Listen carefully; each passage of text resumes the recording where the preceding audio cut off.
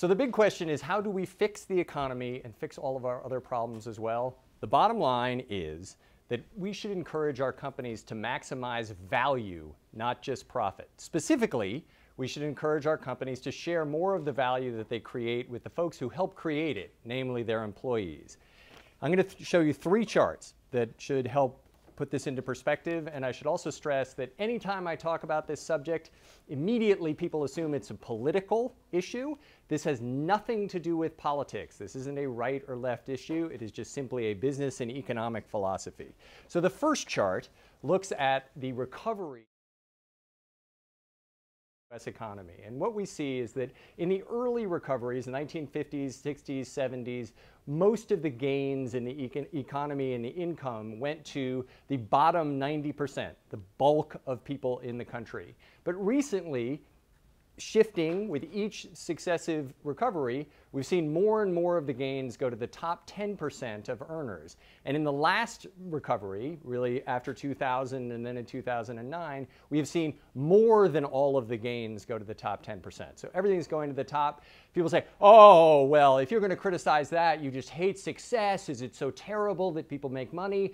Of course it's not. It's great. We should encourage that in the economy. But what everybody needs to realize ultimately is that what drives the economy is spending. And when you have 90% of the folks who are participating in the economy not having enough money to spend, that actually hurts the rest of the economy, the 10% that own all the companies and want to grow. And this is a big reason why our economic growth has been so slow over the last few years. So 2 charts to put that in perspective. First, corporate profits as a percent of GDP are near record highs. They've come down a little bit in the last year or so, but they're still very near record highs. Extraordinary growth. Kudos to our corporations. They're doing very well. This has obviously helped shareholders, but this has very much contributed to the top taking all of the gains in the economy. Second, wages as a percent of the economy are near all-time lows. Again, a little bit of pickup in the last year, but very near all-time lows.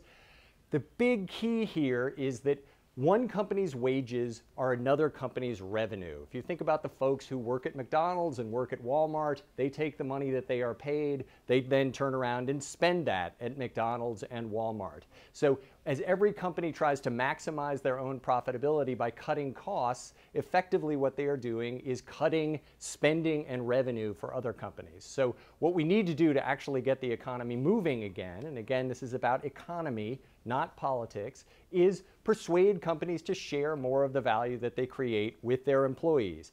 More wages will translate into more spending, which will translate into more economic growth for everybody. It will crank up economic growth that ultimately will be good for the stock market in addition to the top 10% and the bottom 90%. So we are all very much in this together. So what is the bottom line? The bottom line is that we should encourage our companies to maximize value, not profit.